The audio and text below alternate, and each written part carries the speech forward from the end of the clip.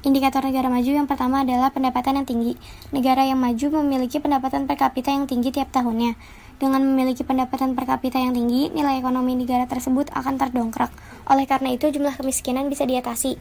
Yang kedua adalah keamanan negara. Tingkat keamanan negara maju sudah lebih terjamin jika dibandingkan dengan negara berkembang. Hal ini juga merupakan efek samping dari canggihnya teknologi di negara maju. Dengan teknologi yang canggih, fasilitas keamanan dan teknologi persenjataan juga turut berkembang menjadi lebih baik. Yang ketiga adalah jaminan kesehatan. Kesehatan pada sebuah negara maju sudah sangat terjamin. Hal ini ditandai dengan berbagai fasilitas kesehatan yang memadai, seperti rumah sakit dan petugas medis yang terlatih dan handal. Oleh karena itu, angka kematian pada negara maju bisa ditekan dan harapan hidup penduduknya bisa tinggi. Selain itu, di negara-negara maju, angka kematian bayi dan ibu melahirkan tergolong rendah. Karena itulah penduduknya bisa mencukupi makanan bergizi, juga didorong dengan adanya fasilitas kesehatan yang memadai, perkembangan penduduk di negara maju juga bisa terkontrol. Yang keempat, rendahnya angka pengangguran. Di negara maju, angka pengangguran tergolong kecil karena setiap penduduknya bisa mendapatkan pekerjaan. Yang kelima adalah penguasaan iptek. Penduduk negara maju cenderung sudah sangat menguasai iptek. Oleh karena itu, dalam kehidupan sehari-hari, mereka juga sudah menggunakan teknologi canggih dan alat-alat modern untuk mempermudah kehidupan sehari-hari. Ekspor di negara maju lebih tinggi dibandingkan tingkat impor karena unggulnya SDM dan teknologi yang dimiliki.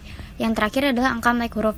Di bidang pendidikan yang menentukan suatu negara tergolong maju dan berkembang adalah angka melek hurufnya. Di negara maju, angka melek huruf penduduknya tergolong tinggi, didukung pendapatan serta fasilitas iptek yang ada, bukan tidak mungkin bagi penduduknya untuk dapat mengakses pendidikan. Selanjutnya adalah indikator negara berkembang. Yang pertama, pendapatan per kapita cenderung rendah. Pendapatan per tahun di negara berkembang tidak sebesar negara maju karena masih tingginya angka pengangguran dan rendahnya pertumbuhan perekonomian. Yang kedua, keamanan tidak terjamin. Tidak seperti di negara maju, keamanan di negara berkembang masih sangat minim dan tidak layak. Oleh karena itu, angka kriminalitas di negara berkembang juga masih tergolong tinggi.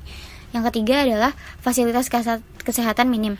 Fasilitas kesehatan di negara berkembang juga tergolong minim. Belum banyaknya fasilitas kesehatan yang layak pakai menyebabkan penduduk di negara berkembang lebih rentan terserang penyakit dan kurangnya jaminan kesehatan yang diperoleh.